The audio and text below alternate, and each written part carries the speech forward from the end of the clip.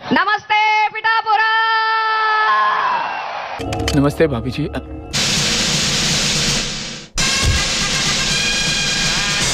అయ్యి బాబు సార్ వచ్చేసారు. Sir sir sir నమస్కారం సార్. నమస్కారం. నేను ఇదే చెప్తున్నాను. ఏంటి వాట్స్ యువర్ ప్రాబ్లం? చెప్పవా? చెప్పమన్నా కదా. నేను పిఠాపురం నియోజకవర్గంలో పుట్టలేదని నన్ను అవహేళన చేస్తున్నారు. ఏం చేద్దామంటావు మరి? నన్ను మీకు దూరం చేస్తున్నారు. ఊరుకో ఎద్దులో ఉన్న ఏడిస్తే దరిద్రంగా ఉంటది. నన్ను అవమానిస్తున్నారు. కానీ నన్ను బయట గలీజ్ చేశాడండి.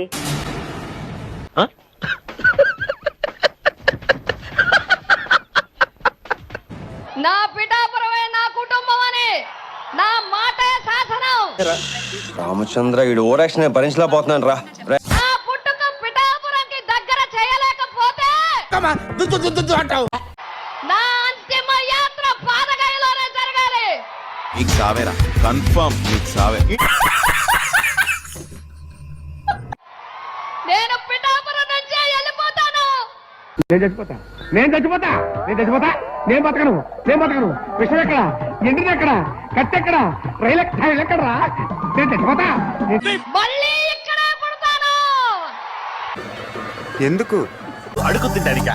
నా ఆడపడుచులు అన్నదమ్ములు నాకు పసుపు కుంకుమ పెట్టి నన్ను పంపించాలి. ఓకే నువ్వు ఎట్లా చెప్తే అట్లా. పిఠాపురం నుంచి వెళ్తాను. మీరు నన్ను పిఠాపురం నుంచి పంపించాలి. ఓకే ఊరుకో. నేనున్నాను కదా. నన్ను దూరం చేయాలని చూస్తున్నారు.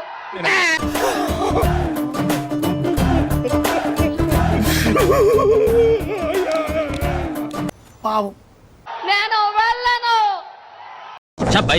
ఇప్పటి నుంచి ఇంకా పిఠాపురం వదిలిపెట్టను. ఎందుకు అంటే నన్ను ఇప్పట్లో వదిలేసి వెళ్ళవా? ఈ ఒక్క అవకాశం నాకు ఇవ్వండి. అది అవదమ్మా. మిమ్మల్ని చెంగు చాచి అడుగుతున్నా. సున్న పోతలో ఉంటా అడుక్కోవడం తప్ప వేరే లేదు. I hate bangers.